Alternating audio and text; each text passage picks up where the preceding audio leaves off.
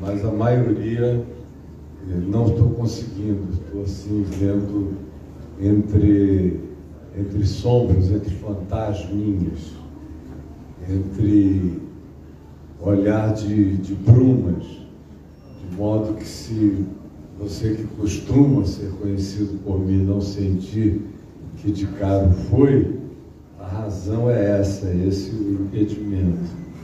Mas eu quero te ver com o rostinho mais de perto e te dar um beijo ao final, com todo o carinho e com todo o amor que essa fé nos ensina a ter, e sem cuja realidade nada aproveita, nada faz sentido, é perda de tempo.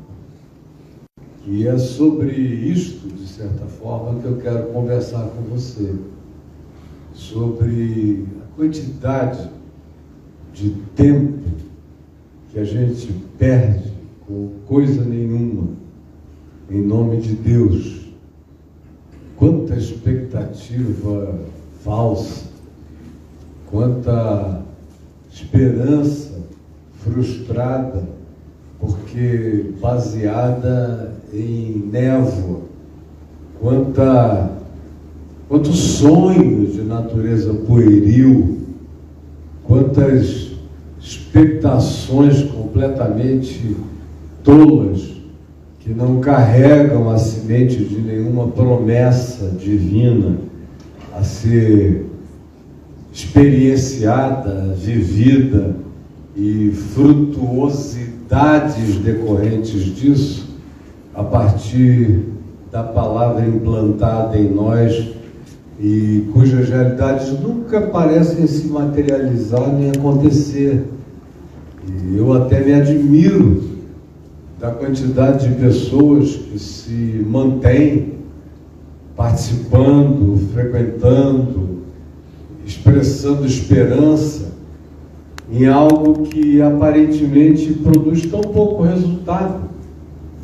E tem um outro lado, de alguns anos para cá, sempre houve na história da chamada igreja ou do cristianismo, especialmente nos últimos 1.700 anos, aquele grupo enorme de pessoas que faziam barganhas com Deus, e quando as coisas não davam certo, e na maioria das vezes não davam e nem dão certo, elas sempre assumiam que não tinha dado certo porque elas não tiveram fé, a culpa é delas, quem não presta é elas, e elas vão insistindo, de projeto em projeto, de campanha em campanha, de objetivo em objetivo, de propósito em propósito, de meta em meta, e aí mudam de repente todas as coisas, estabelecem novos alvos, novos gols, porque mudou o pressuposto da filosofia religiosa ou de fé. O grupo ao qual se está unido agora ensina algo aparentemente novo, com a promessa de que, se for cumprido e vivido, você vai experimentar o que você nunca experimentou antes. E eu digo isso porque faz 50 anos que eu prego o Evangelho, vendo as reações mais variadas de milhões de pessoas neste país todo, de ponta a ponta, e no mundo todo, durante tantos anos, vendo e ouvindo as expectativas americanas, europeias, latino-americanas, ou africanas, ou do Oriente Médio, de pessoas que professam essa fé no Evangelho e que vão trocando as suas expectativas por novas, sempre na esperança de não desistirem de nada e prosseguirem. E é difícil você encontrar aquele grupo de pessoas que consegue fazer uma síntese do que de fato Jesus prometeu, ensinou, praticou e viveu.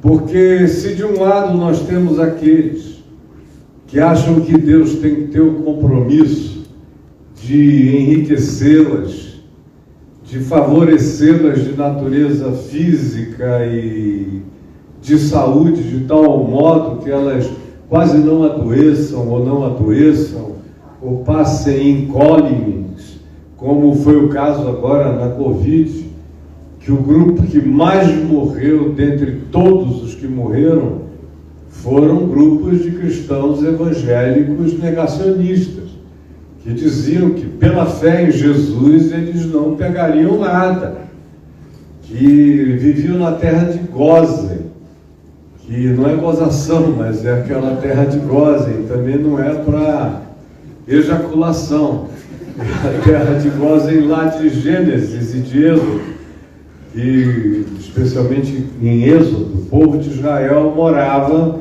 na terra de Gósen, onde praga nenhuma chegava. E aí tem muita gente que, quando chegam essas horas das pragas, dizem que o chamado povo de Deus continua morando na terra de Gósen. E parece uma gozação, porque morreu mais gente dessa suposta cidadania da terra de Gósen do que de qualquer outro grupo.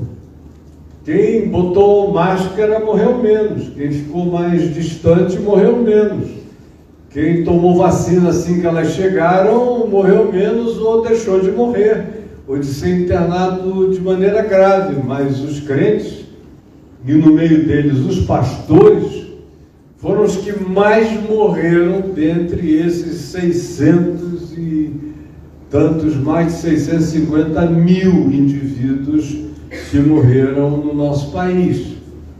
É o pessoal que acha que Deus só é Deus se ele criar uma diferenciação entre você e o resto do planeta.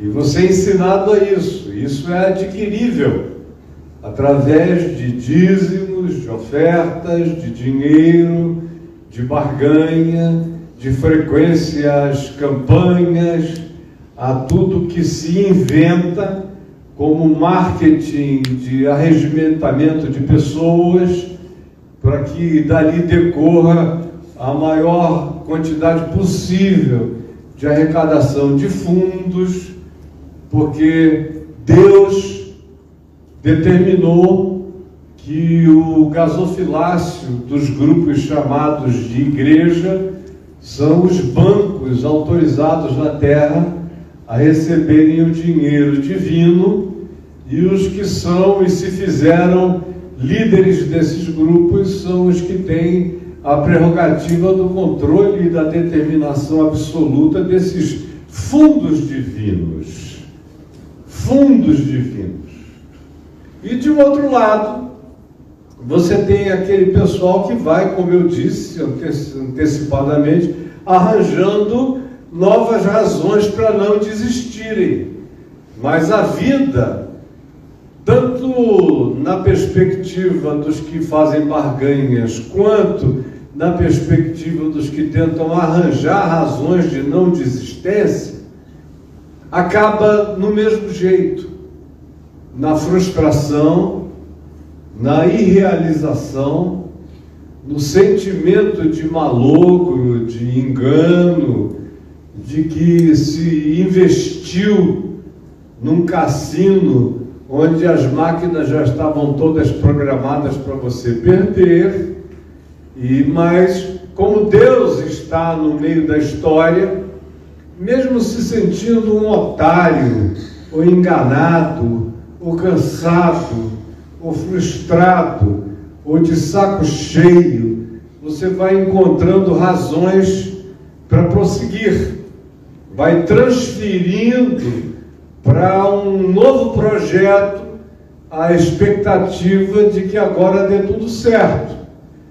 Dar tudo certo, como eu já disse, parece ser entrar nesta terra, neste ambiente, nesta dimensão, onde nada de desagradável, ou de trágico, ou de triste, ou de doído, ou de infelicitante aconteça a nenhum de nós. Isso é coisa para o mundo, isso é coisa para os de fora, isso é coisa para os descrentes, isto é coisa para quem não frequenta o lugar da imantação de poder, que vai proteger você como uma aura que passará a cobrir e a envolver você, de modo que você terá privilégios de natureza especial.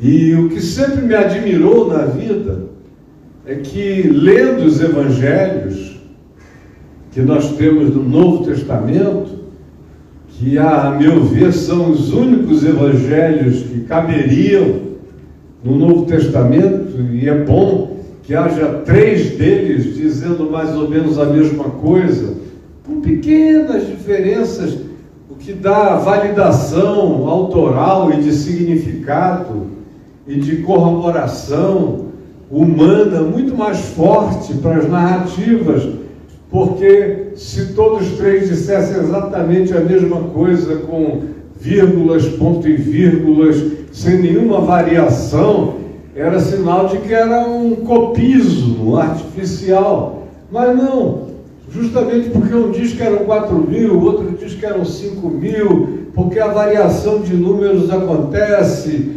Em Mateus eram 2 endemoninhados gadarenos, em Marcos é um só, ou porque tem histórias narradas num que não são narradas no outro, e essas diferenças são os aspectos mais autenticantes, autenticadores, validadores da própria narrativa.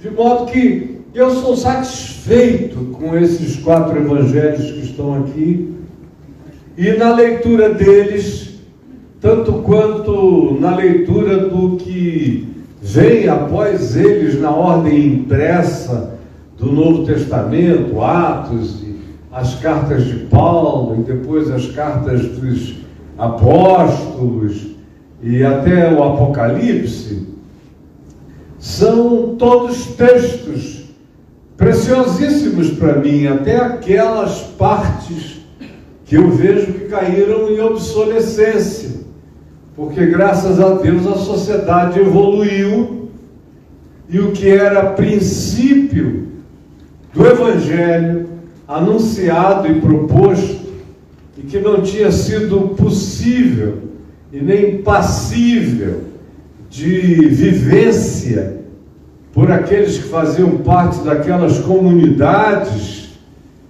originais e primitivas, era porque eles habitavam no meio de uma sociedade profundamente atrasada em relação ao que Jesus tinha proposto como evolução para cada um de nós, aonde deveríamos chegar, num lugar, numa sociedade onde não houvesse etnicismos, judeus, nem gregos, nem bárbaros, nem citas, nem celtas, nem grupos étnicos de qualquer que fosse o lugar, que fosse uma comunidade onde não houvesse nem escravos nem livres, porque a escravidão tivesse sido abolida e nenhum ser humano tivesse direitos sobre a vida de um outro ser humano, como era o caso dos amos e dos patrões com os seus escravos, que eram indivíduos sem direito a nada, sem qualquer dignidade a ser defendida, porque eles eram objetos. Eram como falar com a Alexia.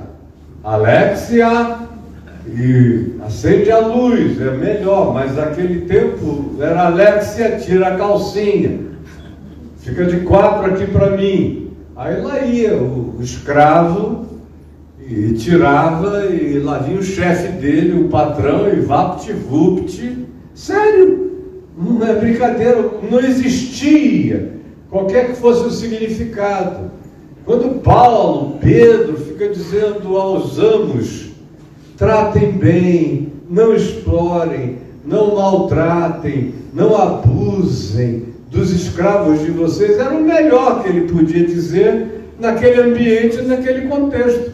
Mas Paulo já dizia, porque em Cristo não pode haver nem judeu, nem grego, nem escravo, nem livre, nem bárbaro, nem celta, nem qualquer diferenciação, nem homem, nem mulher, nem sexismos, nem coisa alguma. Embora aquelas comunidades ainda fossem sexistas, o homem tivesse domínio sobre a mulher, o patrão fosse dono do seu escravo, com todas as maldades possíveis de serem realizadas, exceto se a consciência dele se convertesse ao Evangelho, ele se tornasse um dono daquele patrimônio, daquela commodity, daquela mercadoria, mais carinhoso, mais cuidadoso, um pouco mais humano, que já era uma santificação naquele meio, naquele processo, onde o marido não abusasse da mulher e a mulher, de tão maltratada,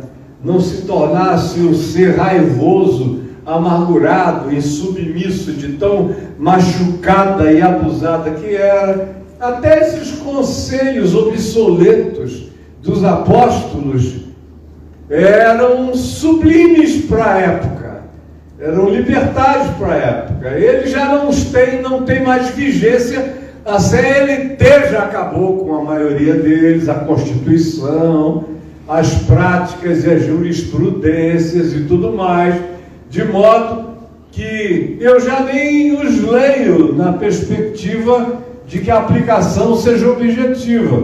Eu continuo a ler apenas colhendo o espírito de qualquer coisa que signifique superioridade de uns sobre os outros, ou supostas dominações de uns sobre os diferentes, ou como palavra contra o preconceito, todas essas coisas. Mas o Evangelho e as cartas dos apóstolos não dão margem a que nenhum de nós nutra essas falsas expectativas de existência que acontecem sem dor, sem calamidade, sem choque, sem diferença, sem embate, sem conflito, sem fraqueza, sem tristeza, sem perda, de modo nenhum. E nem tampouco nos ensina que devemos ficar movendo os marcos, mudando o pensamento, recebendo novas revelações. Não, agora tem uma nova revelação que vai fazer tudo ser diferente na minha vida. Eu não consigo entender como tem gente com alguma lucidez até que adapta a vida a esse tipo de processo. Eu não conseguiria viver nisso tempo nenhum da minha vida. Em momento algum desses 50 anos, isso fez parte da minha existência. Ao contrário, eu vivi para contrariar esses pressupostos dos últimos 50 anos. Quando disseram que o indivíduo que fosse muito consagrado não ficava doente, eu escrevi um livro chamado Tá Doendo, há muitos anos atrás. Quando começaram a dizer e ensinar as teologias da prosperidade, eu comecei a publicar livros sobre a doença dos homens santos de Deus que morreram das suas próprias enfermidades, apesar de serem gente santa. Quando começaram a dizer que qualquer tipo de dor humana era coisa diabólica, eu comecei a mostrar a quantidade enorme de dores vividas, para não falar em Jesus, que nos ensinou que é necessário antes padecer, para depois entrar na glória.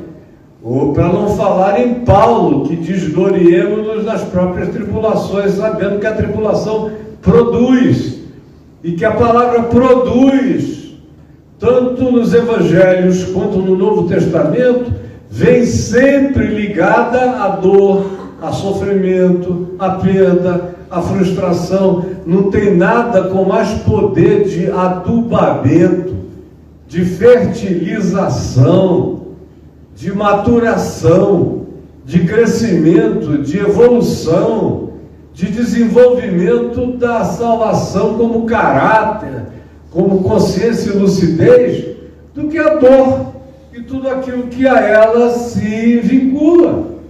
Eu não sei como isso acontece. Por exemplo, eu teria já que ter lido o texto aqui em Colossenses, mas eu só pensei em Colossenses de novo agora, porque o Novo Testamento todo é assim. Mas Paulo, aqui em Colossenses, ele lida com duas categorias antagônicas com a maior tranquilidade. Ele fala enfaticamente como proposta, e eu gostaria que depois você lesse toda a carta de Paulo aos Filipenses, é curtinho, e fácil e gostosa, é uma sentadinha você lê. E a grande ênfase dele é alegrai-vos. Alegrai-vos no Senhor. Outra vez vos digo, alegrai-vos. Ele diz, não me desagrada. Eu estou num perrengue danado, mas eu fico feliz em saber que vocês estão alegres. Por favor, fiquem alegres. Deixa eu dar uma boa notícia, eu estou preso, sentado aqui no ninho de correntes da guarda pretoriana, dos romanos, num calabouço gelado, frio, sem perspectiva, numa chatice horrorosa, sem banho de sol, sem coisa nenhuma. Não sei nem se vou viver ou se vou morrer, mas olha, está tudo bem. Os guardas da guarda pretoriana, que foram designados para cuidar de mim e que fazem turnos aqui de 8 em 8 horas e vão se revezando de 2 em 2 e ficam aqui dando mole em pé do meu lado, estão se convertendo todos. São filhos de senadores, têm acesso à corte. Então, vários da corte, da casa de César, vos saúdam, porque eu estou aqui, mas não estou dando mole. O Evangelho está entrando por aí. Então eu digo a vocês, as minhas prisões só têm contribuído para o benefício do Evangelho. Por isso, alegrem-se. Agora, ele está num perrengue danado. Aí ele diz, como fiquem felizes, e foi para vocês ficarem felizes que eu estou devolvendo a vocês Epafrodito, que é no meio de vocês, que ama vocês, que é mensageiro de vocês, que é o meu grande porta-voz no meio de vocês, e que vem trazer dinheiro para me sustentar na calamidade que eu estou vivendo. E no caminho daí para cá ele adoeceu, quase morreu, ficou aqui moribundo, trazendo o recurso que vocês me enviaram, e Deus o salvou, em meio a muita oração. Para quê? Ele diz, para que eu não tivesse tristeza sobre tristeza, mas eu vos o devolvo a vós outros, para que vos alegreis com a chegada dele. Alegrem-se. Olha com que? Com a chegada de um cara que sobreviveu. Esse é o motivo da alegria. Não é porque ele está levando tesouros e riquezas e promessas, não. Ele está voltando vivo. Alegrem-se. Porque se vocês se alegrarem, eu vou ficar alegre. Aí ele entra no capítulo 2, dizendo, tende o mesmo sentimento que houve também em Cristo Jesus, o qual, subsistindo em forma de Deus, não julgou com usurpação ser igual a Deus, antes a si mesmo se humilhou, assumindo a forma de servo, sendo reconhecido como uma figura humana, foi obediente até a morte, e morte de cruz, pelo que Deus o exaltou e lhe deu o nome que está acima de todo nome, para que ao nome de Jesus se dobre todo o joelho no céu, na terra e debaixo da terra, e toda língua confesse que Jesus Cristo é o Senhor, para a glória de Deus o Pai. Por isso, irmãos, desenvolvei a vossa salvação, aprendam a ser gente. Se ele, que era ele, se esvaziou de tudo, e a glória que ele escolheu foi se tornar gente, como alguém já disse certa vez, que se perguntassem a Deus: Senhor, quando o Senhor crescer, quem o Senhor quer ser? Ele diria: quero ser Jesus de Nazaré. Como Jesus disse a Filipe: Filipe, há tanto tempo estou convosco e não me tendes conhecido. Quem me vê a mim, vê o Pai. Como dizes tu, mostra-nos o Pai. Não crês que eu estou no Pai, que o Pai está em mim? As palavras que eu vos tenho digo, não as digo por mim mesmo, mas o Pai que permanece em mim faz as suas obras. Esse é o ápice. É ficar parecido com Jesus. É ir ficando a cara dele, com o jeito dele, com o espírito dele, com a resiliência e a perseverança dele, com a sabedoria, com a vida, com a alegria, atravessando a tribulação, contemplando firmemente, para além da dor, a alegria eterna da transcendência da ressurreição. Aí, depois de falar sobre isto, ele diz: olha, irmãos, eu estou falando tudo isso aqui, mas não é porque eu tenha, por alguma razão, alcançado a perfeição. Ao contrário, quem está dizendo isso é um cara que tem os seus achaques, as suas dores, as suas aflições, as suas perdas, os seus vazios, as suas tardes e dias e semanas tristes, que conhece infelicidades, que conhece o poder da rejeição, da traição, do abandono, que experimenta a possibilidade do ensoberbecimento.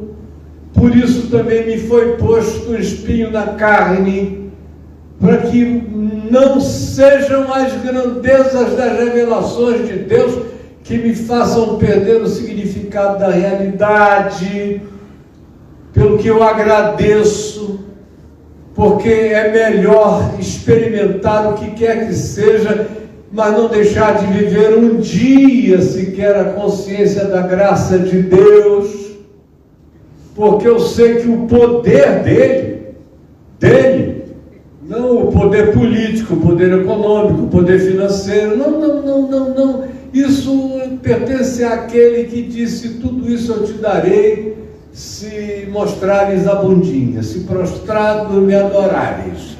Não! Poder de Deus para fortalecer, para nos colocar em pé, para nos dar força para aguentarmos tudo, que não nos poupa de nada, mas nos salva de tudo até morrer. Não que eu julgue ter alcançado a perfeição. Não alcancei, não. Mas esquecendo vacilos, esquecendo as coisas que para trás de mim ficam, ou não me deixando amargurar com tristezas, com traições, de qualquer que seja a natureza, eu prossigo para o alvo, para o prêmio da soberana vocação de Deus em Cristo Jesus. E aí ele insiste nisso, irmãos. Não é que eu tenha alcançado, mas essa é a minha vocação, é passar por cima de mim mesmo, vencer a minha relatividade, ir adiante, olhando para esse prêmio sublime, transcendente. E aí ele, depois de falar isso, diz: não percam o tempo olhando para os cães, para a falsa circuncisão, para esse pessoal que quer que vocês gastem a vida discutindo dogma, doutrina, tamanho do prepúcio do pinto, se faz fimose ou não faz fimose, que é a circuncisão. Deus gosta de pinto cortado, então vamos cortar a pele do pinto, que o Senhor adora ver um pinto descabeçado. Então, não precisa, deixa a pelanca, só lava direito. Olha só o papo.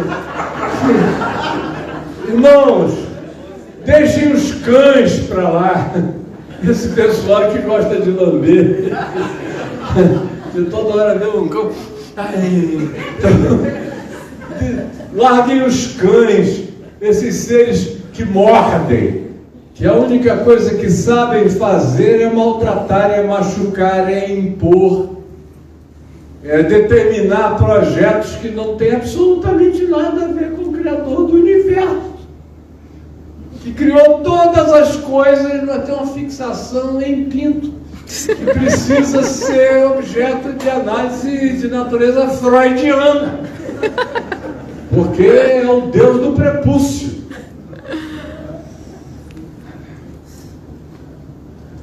Deixem de concentrar o olhar de vocês nesse pessoal, na falsa circuncisão, no pedigree religioso. Porque se alguém tem pedigree aqui, não são vocês, sou eu, que sou hebreu de hebreus, que sou genuinamente da tribo de Benjamim, que foi circuncidado ao 8º dia, segundo o melhor das determinações da lei. Eu, que sobressaía em muitos da minha geração no conhecimento teológico, eu que era fariseu, membro da seita mais religiosa já inventada pelo judaísmo, eu é que podia me vangloriar, mas eu considerei tudo isso bagulho. Considerei caca, estrume, considerei bosta de cavalo, para fazer só adubação, adubamento, para colocar em volta das boas sementes. E ele diz: o que podia ser a minha maior glória, eu considerei nada, refúgio para encontrar a Cristo e ser achado nele, mantendo comunhão com a cruz, com os seus sofrimentos, recebendo os benefícios da cruz, que são benefícios de perdão de pecado, de paz absoluta com Deus, de solução total da minha própria relatividade, tendo comunhão com o está consumado, com o tetelestai, com o está tudo pago, segundo Jesus pronunciou, comunhão com a realização, com a consumação, com o fim do mundo contra mim, que foi o que a cruz de Cristo realizou. Eu quero manter comunhão com benefício auferido por Jesus em meu favor, e manter comunhão com a sua ressurreição, com a sua transcendência, com a sua incorruptibilidade. Isso é comunhão com a ressurreição de Jesus, é já me fazer um com a transcendência, é me deixar assentar nos lugares celestiais em Cristo Jesus, transcendentemente. Ele diz: é isso que eu busco, é isso que eu quero, esse é meu tesouro, essa é minha vocação, essa é minha herança, essa é minha evolução. Se eu não evoluir nessa direção, não tem nada acontecendo em mim. Mas quero manter comunhão com os seus sofrimentos, para eu mesmo experimentar uma ressurreição superior. Não estou buscando imortalidade, eu já sou habitado pela vida eterna. Imortalidade é coisa para vampiro. Eu sou o ser da vida eterna. Morre e não morre. Morrer para mim não diz nada. Ele mesmo diz, escrevendo aos Filipenses, porque para mim o viver é Cristo e o morrer é lucro. Quer pois vivamos ou morramos, nós somos do Senhor. Eu quero essa absorção, essa transcendência, carregar isso no peito, andar aqui por onde vocês andam, levando isso, verdadeiros alienígenas, pertencentes à cidadania terrestre.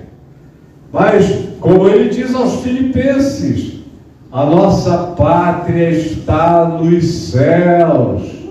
Nós somos só uma colônia temporária de Deus aqui, mas nossa pátria não é aqui, nem as referências do nosso ser estão aqui.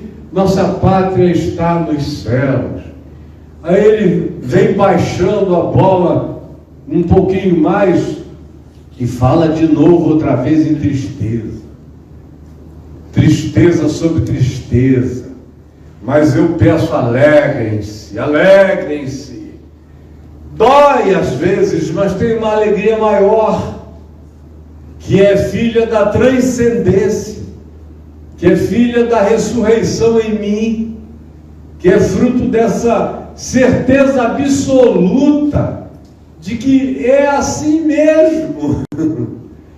A gente sofre, a gente tem limitações, a gente sofre coerções, a gente experimenta abandonos, a gente tem dores, mas faz parte.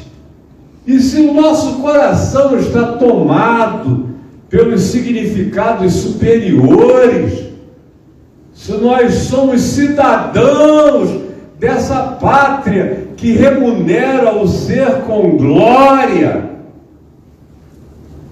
com incorruptibilidade, então nós já somos vencedores de todo esse processo.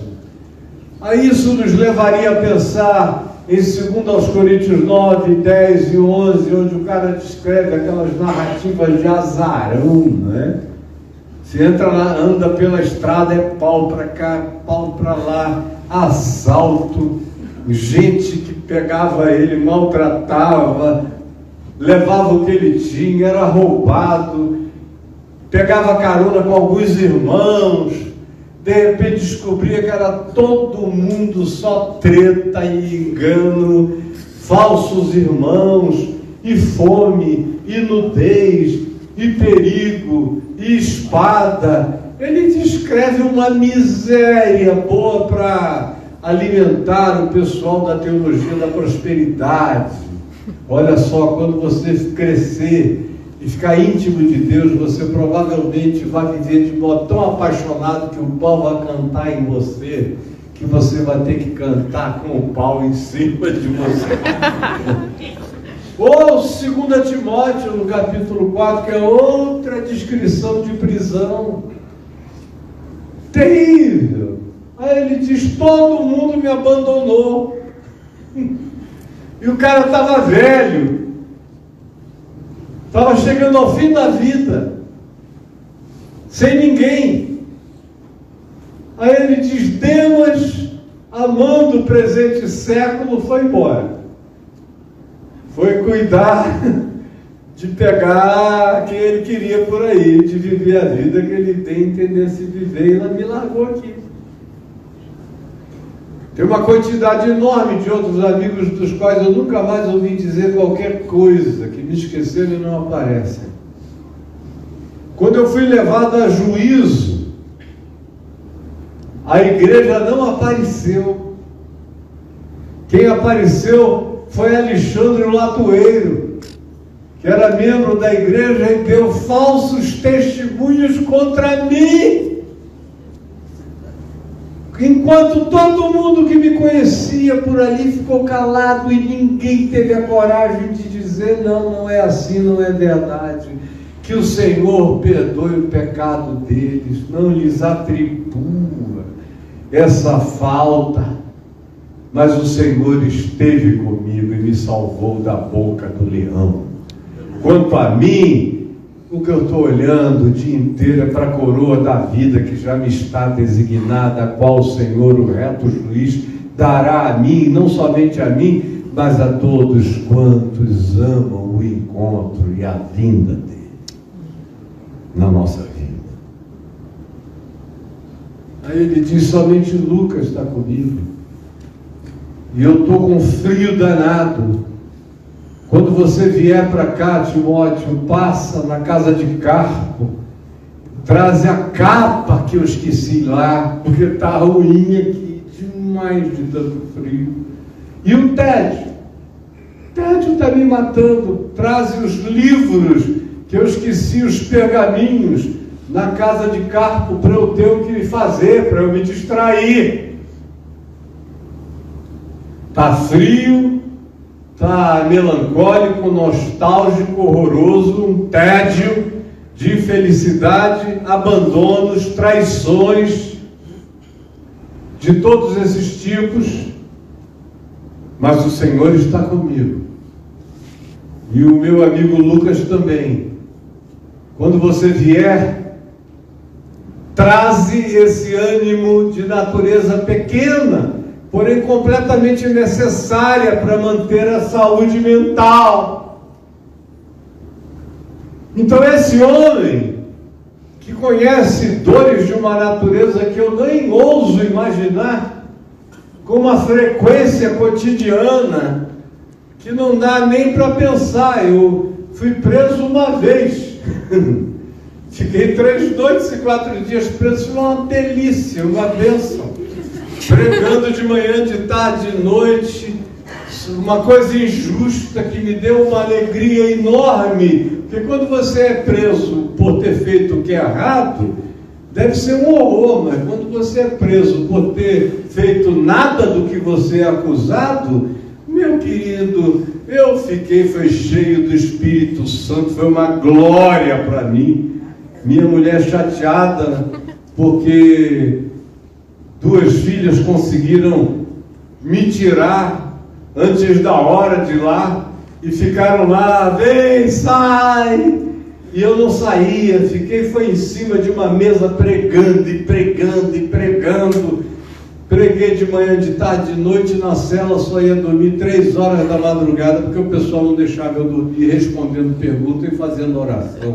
E 6 da manhã tinha que estar em pé para xepa. E aí era o resto do dia pregando, e os guardas ouvindo, e todo mundo: prega mais, reverendo. Assim é uma delícia. Mas tem gente aqui que quer perder a fé. Por que Jesus deixou isso acontecer comigo? Porque é assim mesmo. Especialmente se você anda no Evangelho, e anda tranquilo, e anda em paz, e não anda com instrumentos de defesa para todos os lados. Eu sou um dos caras, desculpem a expressão, menos paranoicos que eu conheço. Sou eu. Sem medo de ninguém, nem de coisa alguma, nem em lugar nenhum do mundo, nem da terra. Desde que o Evangelho explodiu em mim, eu fiquei desse jeito horroroso. Esse é meu tesouro. Aí vem Paulo e entra lá em Filipenses 4, dizendo: eu te peço que tu ajudes a Evódia e a Sintique a pensarem concordemente uma com a outra, a terem o mesmo coração, a unirem a consciência ao invés de se dividirem em conflitos dentro da comunidade. Aí ele diz: seja a vossa moderação conhecida de todos os homens. Sejam pessoas equilibradas, saudáveis, com autocontrole, que mantêm um caminhar pacificado e sem exacerbações de nenhuma natureza, que a vida de vocês seja um testemunho de equilíbrio, de bom senso, no pensamento, na atitude, no comportamento, na vida, porque se o Evangelho é verdade em vocês, isso tem que se manifestar, senão tem alguma coisa errada. Aí diz, não andeis ansiosos de coisa alguma. É maravilhoso isso, o cara está preso. Você encontrar um preso que não esteja ansioso de coisa alguma é uma situação absolutamente inusitada. A maioria dos presos estão muito ansiosos. Quando é que vão sair daqui? Meu Deus, o advogado não veio. Naquele tempo não tinha nada disso, não. Você ficava ali enquanto quisesse. Mas ele lá de dentro dessa câmara de ansiedade escreve para os filipenses, diz, não fiquem ansiosos com nada. Olha, eu é que devia estar, eu estou aqui. Vocês, livres, parem de ansiedade. Foi o que Jesus ensinou. Não andeis ansiosos, ansiosos de coisa alguma. Antes sejam conhecidas os vossos anseios, desejos, ou anelos, ou esperanças, através da oração e da súplica diante de Deus. É assim que vocês resolvem a ansiedade, como diz Pedro, lançando sobre ele toda a vossa ansiedade, porque ele tem cuidado de vós. Transfiram para ele e descansem. Aí ele prossegue em Filipenses 4 e diz, agora, irmãos, finalmente, seja de bom, fique bem agora. Aí ele diz, eu quero ensinar vocês a pensar. No que pensar. Quero tematizar o pensamento de vocês. Quero ver se vocês limpam a mente, se fazem higiene mental. Que pensar? Tudo que seja sincero, ao invés de ficarem com aquelas elucubrações perversas. Será que pegou? Será que não pegou? Meu Deus, ela deu ou não deu? Ele comeu ou não comeu? Ele meteu a mão ou não meteu a mão? Tudo que seja sincero, tudo que seja puro, tudo que seja de boa fama. Eu passo o dia ouvindo porcaria. Se eu guardasse as porcarias que eu ouço em mim, eu hoje ganharia concurso de porco. Podia me botar no chiqueiro que os porcos estão menos atingidos do que eu. Com a contaminação estariam. Porque eu ouço muita porcaria. Todo mundo vem para mim ou despejador ou porcaria. Raramente eu não ouço o que não seja uma dessas duas coisas. Mas, pela misericórdia de Deus, a minha mente é pura. Eu não penso maldade antes de tudo ou sobre qualquer coisa. A pessoa vai ter que me demonstrar mesmo. Porque eu dou todas as chances dentro de mim para que aquilo não seja nem o que aquilo está aparentando ser. Eu não tenho nenhum desejo de me tornar tão espertalhão ou adivinhador que não seja nunca mais enganado na vida. Ao contrário, toda vez que me enganam eu sinto um estranho prazer. É um negócio horrível de dizer. Porque é sinal de que eu estava limpo na parada. Eu fui mesmo com o meu coração mais aberto. Aí me enganou. Aí chega alguém e diz, mas escuta, você já não foi enganado bastante? Eu ainda não. É o último dia da minha vida, eu prefiro ser enganado do que nunca mais ser enganado na vida, porque aprendi a desconfiar de todo mundo. E é uma oração que quem anda comigo há muitos anos sabe que sempre foi a minha, desde que eu me converti em Manaus, há 50 anos.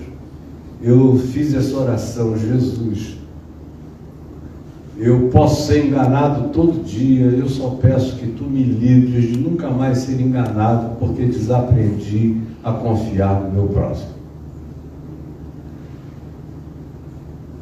Eu tenho discernimento, não me entrego ao engano como um privilégio, mas exercitando a média ponderada e equilibrada e moderada do discernimento e da confiança, eu me dou.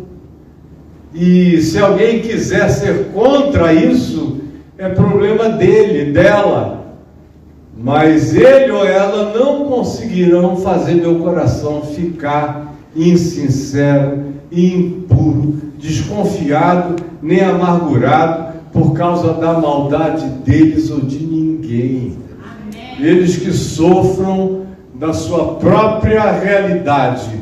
Eu quero manter essa mente em estado lúcido, limpo e puro. Lúcido é o que carrega a luz. Aí Paulo diz, e com o coração e a mente escolhendo aquilo que seja de louvor e não de desonra, escolhendo aquilo que seja de melhor fama e não de má fama, escolhendo para vocês esse tipo de pensamento, porque se existe algum bem, seja isso que ocupe o vosso pensamento.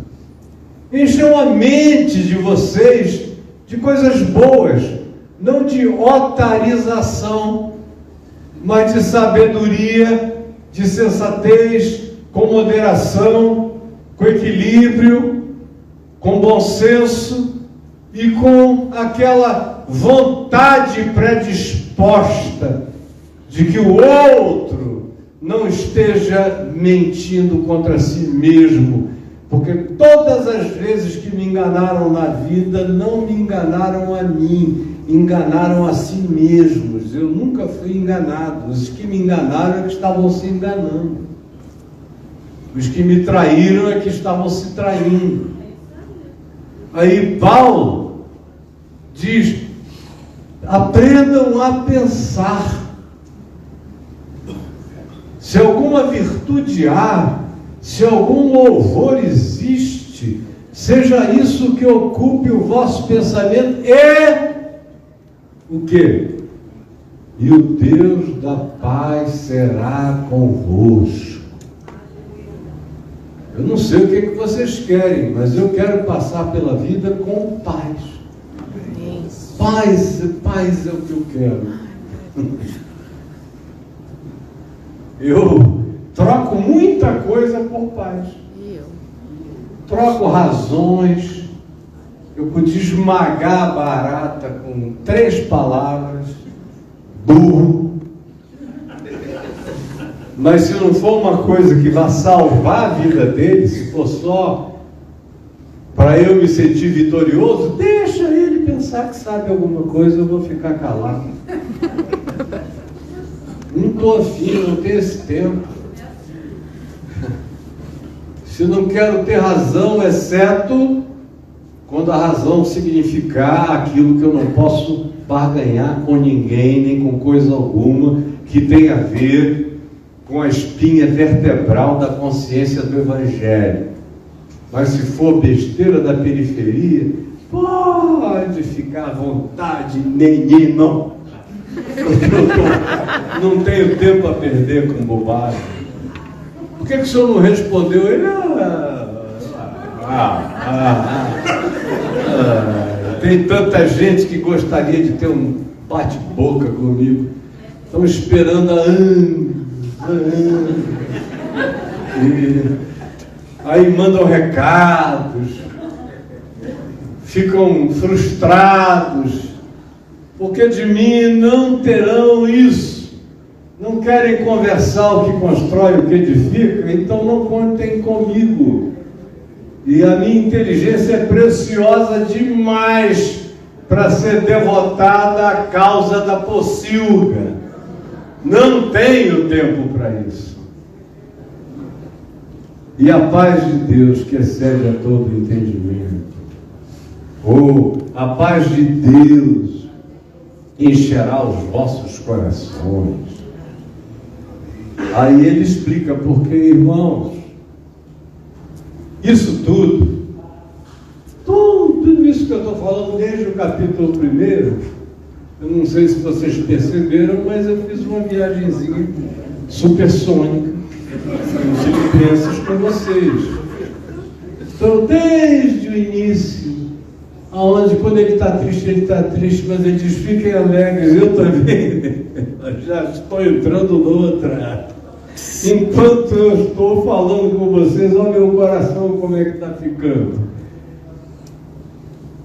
E se vocês já aprenderem a viver assim, a praticarem isso, se esse for o tesouro de vocês, se eu puder ser o coach, não o co-out de vocês, o coach, o mestre de vocês, aquilo que vocês viram em mim, ouviram de mim, me viram viver e praticar, ainda que sem imperfeições e absolutizações de nada, porque eu não julgo que eu tenha alcançado a perfeição.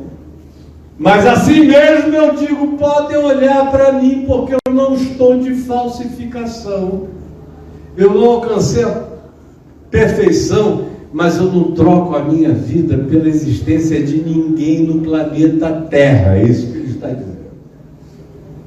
Podem olhar para mim, porque vocês vão ver um cara que está comendo, bebendo o maná e metendo a língua no mel que escorre da rocha,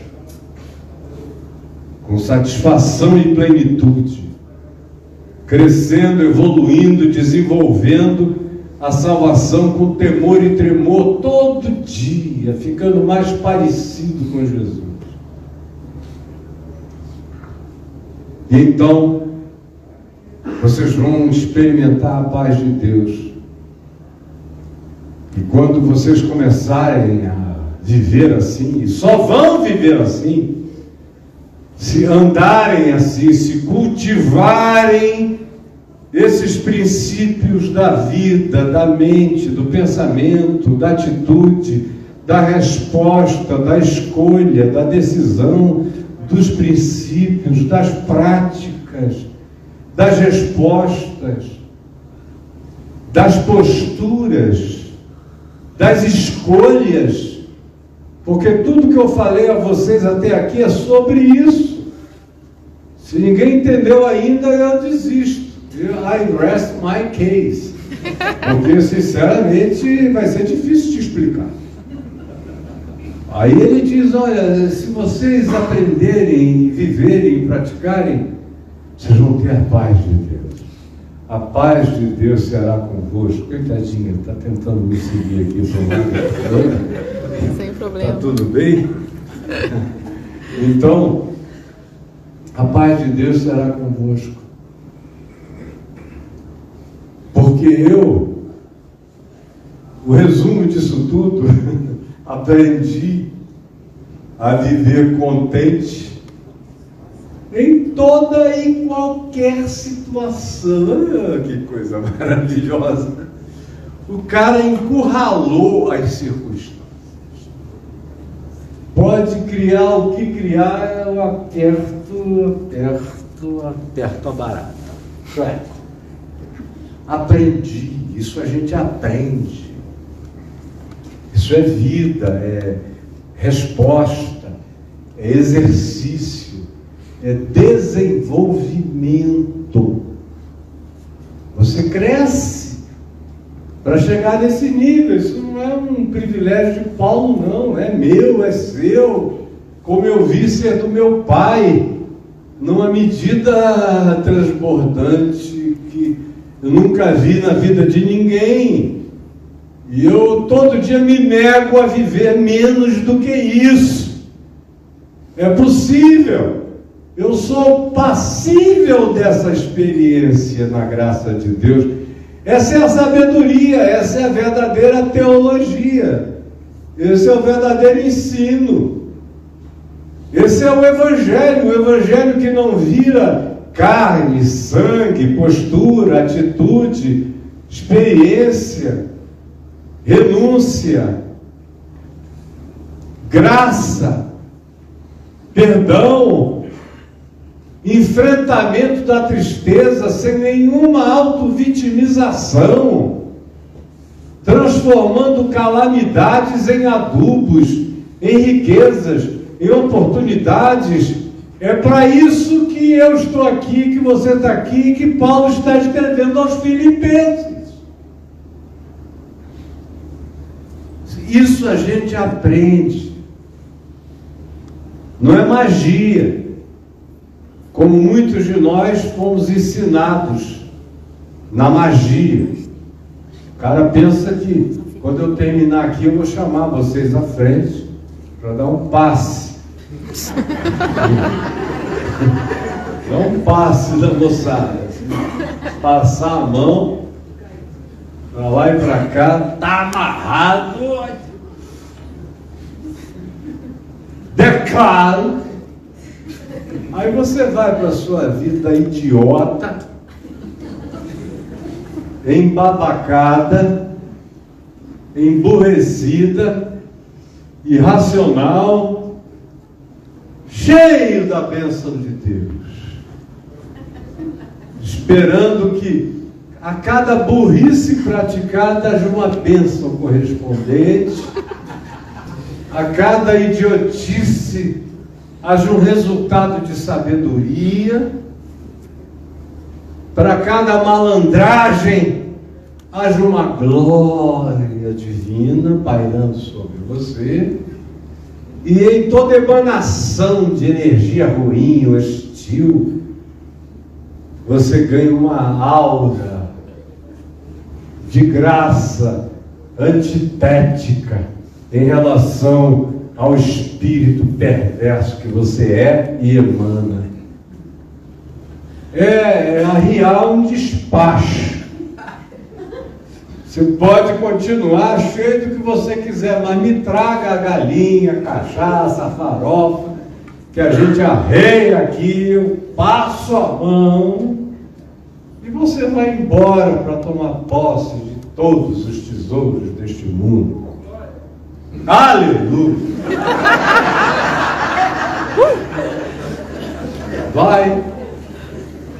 Vai morrer de adoecimento mental, espiritual, emocional, afetivo, psicológico. Eu tenho que ir numa terça-feira da reconciliação de casais em algum lugar. Vai ter que procurar, enfim, algum lugar que prometa a suspensão de realidades. A realidade está custando dinheiro. Se você botar muita grana, a gente suspende a realidade e passa a viver na bênção do negacionismo. Negacionismo é um positivismo para os idiotas. É o negacionismo. O cara declara e aí depois que ele nega, porque Jesus gosta que a gente negue, eu nego, eu não aceito, eu desprezo. Em nome de Jesus, não aceito. Aí é tudo que o diabo gosta. Não aceita não, que eu vou te comer na esquina, seu idiota. Te pegar lindo.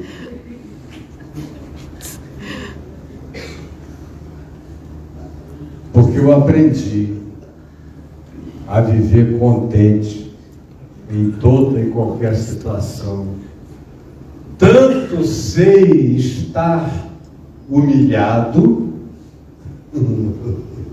Tem alguém aqui que sabe estar humilhado? Sei estar humilhado. Não é melhor divorciar, minha irmã? Eu encontro algumas mulheres que vivem em estado de humilhação, mas estão mais doentes do que humilhados, dependentes do que humilhados. O melhor caminho seria a porta da saída e a serventia da casa. Porque viver ali. Eu estou falando daquela humilhação da qual você não tem saída. Aprendi a estar humilhado, é preso, acorrentado. Não tem como sair dali, desconsiderado, descrido, abandonado, traído. Tanto sei estar humilhado, como sei ser exaltado, o que é muito mais difícil. A maioria surta, fica doida. Você não pode dizer ou afirmar qualquer coisa de natureza mais elevada ou positiva que o cara diz, tem razão. Até os anjos estão embevecidos, aleluia. Não podem nada. Tem gente que nasceu para apanhar a vida inteira, para poder ter alguma chance de salvação humana, de morrer sofrendo como gente, pelo menos. Porque se você exalta qualquer coisa, o bicho surta, fica doido, vira semideus na mesma hora, querubim da guarda, representante da divindade, é o taquígrafo da Santíssima Trindade. E eu já vi disso a minha vida inteira até não aguentar mais. Mas eu aprendi a estar humilhado e a ser exaltado. Aprendi a ter em abundância. Aprendi a viver em escassez, com muito pouca coisa, quando é o caso. De tudo e de todas as coisas eu tenho experiência. Tudo posso naquele que me fortalece. O que também é um dos versículos mais mal entendidos do Novo Testamento. O cara pensa que é um passe mesmo, um passe para os pastores evangélicos. No Planalto, um passe. Como eu vi vários pastores dizendo, fomos incumbidos e os prefeitos vão ter que vir pedir dinheiro na nossa mão. É o sonho dos caras. Eles pensam que isso é tudo posso naquele que me fortalece. Quem é que está te fortalecendo? É o ministro que disparou a arma ontem sem querer no balcão da Latam e atingiu a cor. Isso é tal profecia. Atinge o balcão da Latam e quase mata alguém na Gol. É bem a cara desse governo. Atira para um lado e atinge o outro, é uma coisa linda. Aprendi a viver contente em toda e qualquer situação. Tudo posso naquele que me fortalece. Posso aguentar qualquer barra, até mesmo a barra da glória humana. Não surtarei em nome de Jesus. O Senhor é o meu pastor e eu não surtarei. Amém.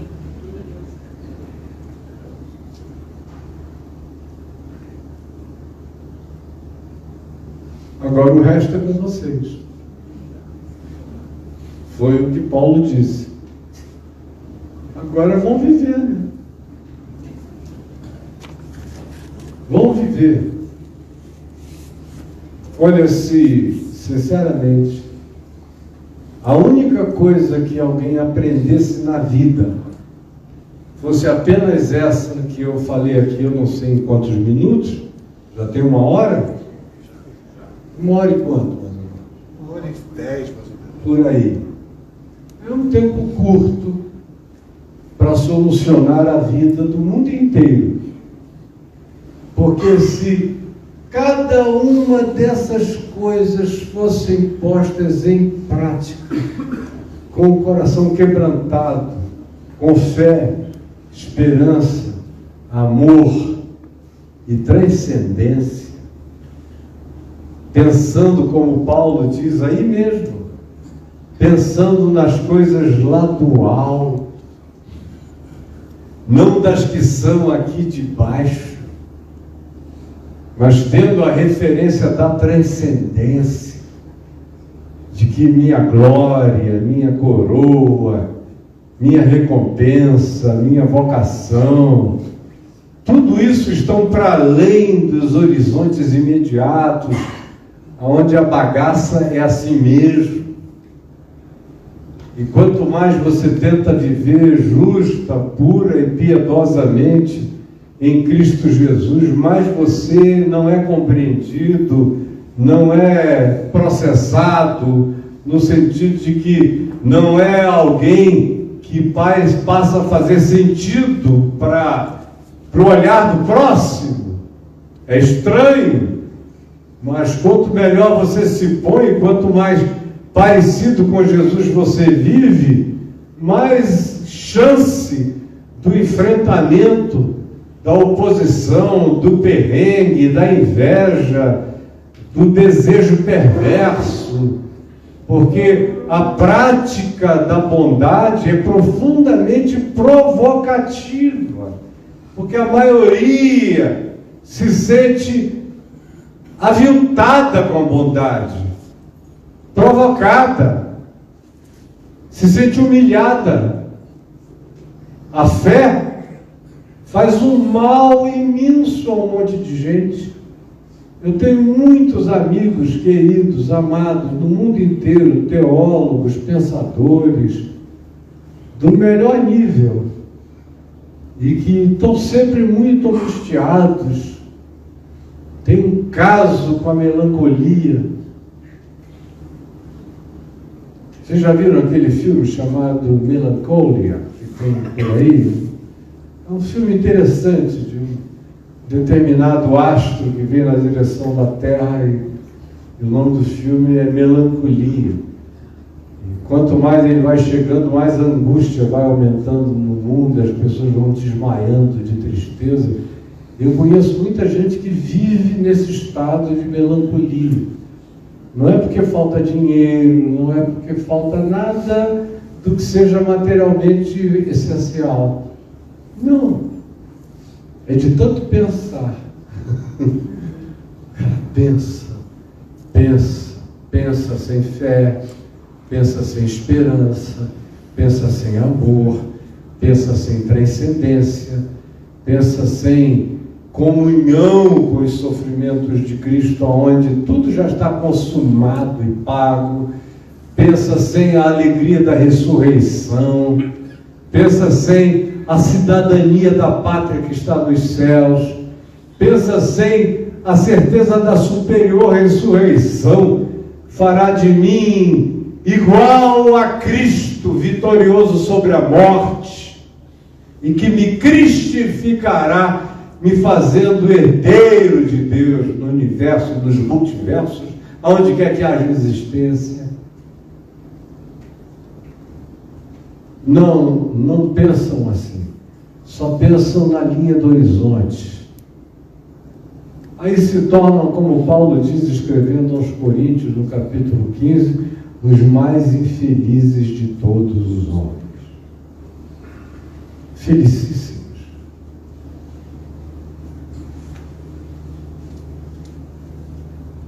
Agora é com vocês. Eu recomendo que vocês peguem essa palavra, está gravada, ela não foi jogada assim ao vento, está gravada. E ouça, e ouça, e ouça, e ouça, e ouça, e pratique, sem medo da antítese. A gente pode ser profundamente feliz mesmo em meio a tristezas. A gente pode ser habitado pelo poder de Deus, mesmo estando condicionado à fraqueza de uma cela. A gente pode viver com o coração cheio da melhor companhia, apesar de não enxergarmos tanta gente, nem conosco, nem à nossa volta. Se o coração tiver no chão essa base e essa projeção de transcendência habitando o ser, aí a gente fica invencível mesmo. É o que Paulo diz em Romanos 8. Quem é que vai aparecer? Né? É a pergunta de Paulo. Se Deus é por nós, quem será contra nós? Eu adoro essa pergunta. Quem? Se aquele que não poupou a seu próprio filho, antes a si mesmo o entregou por todos nós, é por nós, quem será contra nós? Se aquele que podia nos acusar decidiu defender a nossa causa, quem será contra nós? Crendo assim, ande com desassombro, porque nem morte. O cara que diz que crê nisso tudo, mas morre de medo de morrer. É uma contradição de termos, não é?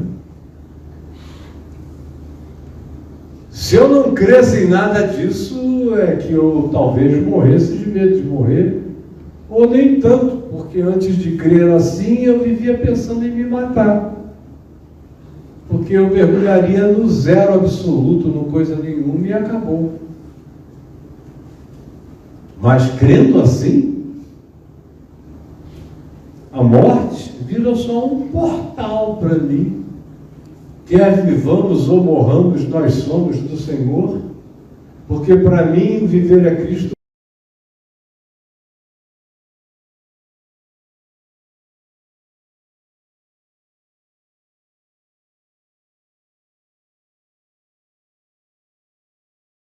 Morrer é lucro. Tanto faz, a morte morreu. Não estou falando de não ter preocupação com o filho, com o neto, deixar o que você puder de melhor, de mais.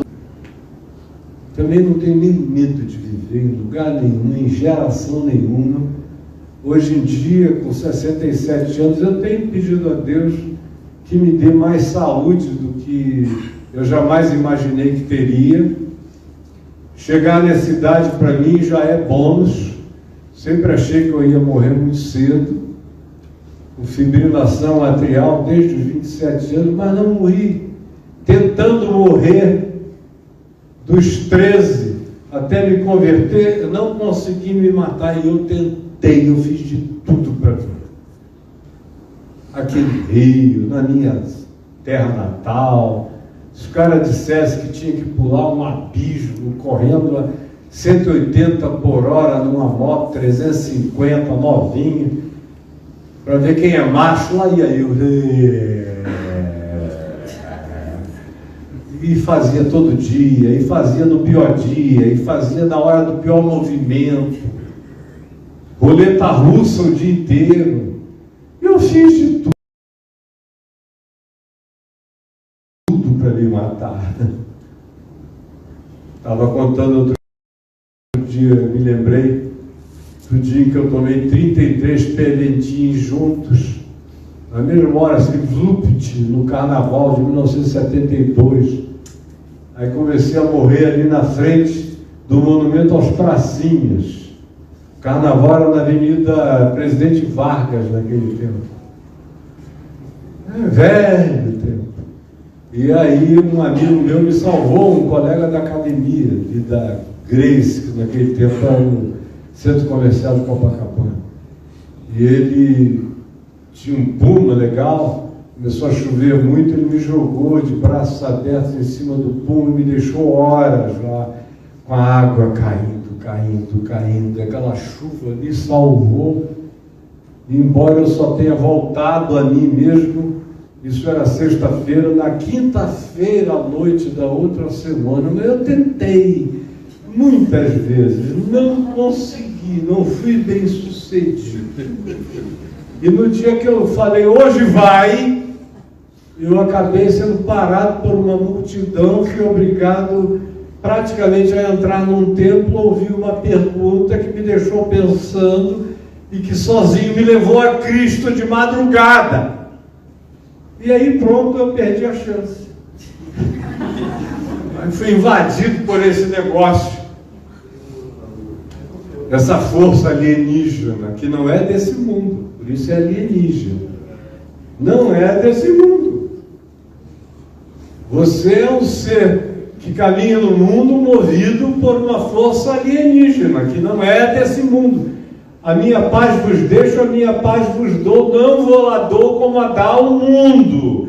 Não se turbe o vosso coração, nem se atemorize. Mas isso a gente aprende.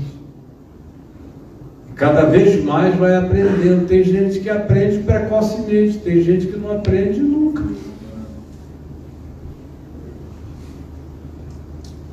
Não sabe fazer síntese da contradição e ver que é na contradição e é na tensão que a gente cresce.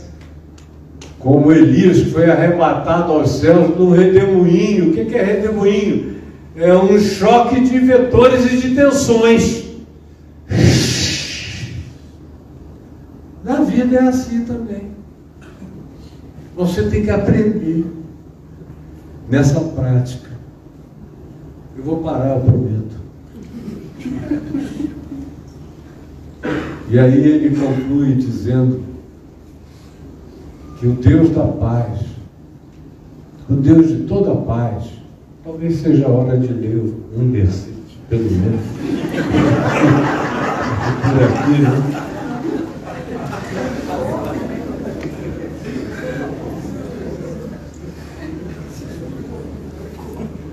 Só para não dizer que eu não falei de textos. Olha que coisa linda. Tanto sei estar humilhado, como também ser honrado.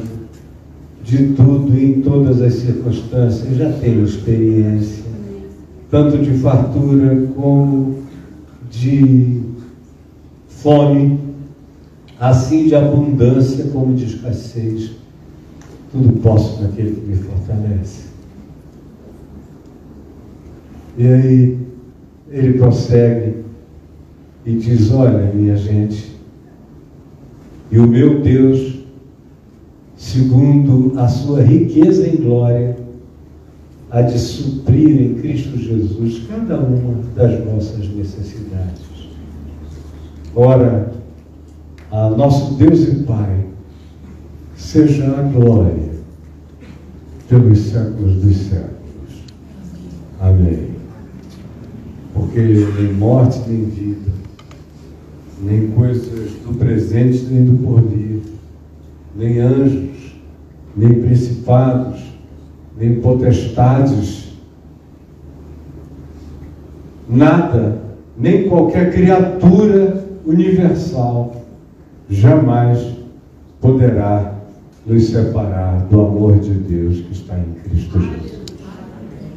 Quando isso entra, fica e se assenta na gente, e a gente vive por meio dessa consciência, aí desculpem, o resto vira quote, e não passa disso. E eu não sei como é que vocês, tendo essa riqueza, buscam tanta porcaria nessa vida.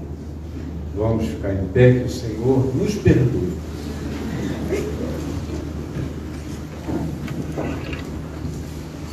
De termos tanto e aproveitarmos tão pouco. Vamos olhar para dentro do coração Eu não sei se o pessoal da música vai chegar até aqui. Se vocês forem chegar, agora é a hora. Também não sei se querem cantar alguma coisa que tenha a ver com o que foi falado aqui. Eu não sou bom disso. Eu falo até demais, mas não me peça para me lembrar de uma música a respeito do assunto que não é o meu caso. Mas eu quero te agradecer, Jesus, por essas pessoas que vieram aqui e que de bom grado ouviram a Tua palavra através de Paulo e através de mim. E eu peço que não tenha sido uma mensagem, mas que seja um programa de vida, de existência, de consciência, de reeducação mental, espiritual, emocional, de atitude, de comportamento, de escolha.